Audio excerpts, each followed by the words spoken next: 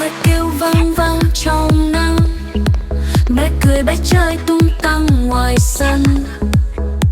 Nắng vàng chảy qua hàng cây, hè về rồi đấy, ta đi đâu đây? Ve ve ve với em tới nhà, xách ba lô cùng nhau khám phá. Ve ve vui như bài ca, mùa hè rộn ràng bé yêu ở nhà.